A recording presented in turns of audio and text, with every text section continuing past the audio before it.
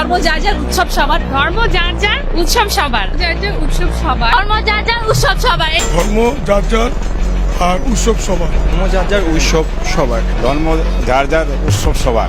Secular বাঙ্গুদেরকে অনুরোধ করতেছি, আগামী কোরবানের অগ্রিম দাওয়াত দিয়ে দিলাম সবাই রে, সার্বজনীন দাওয়াত। সকালে ঈদের নামাজ পড়া গরু কোরবানিতে সামিল হইবা, বিকালে সবার সাথে গরু গোশত খাইতে হইব আমগুলো।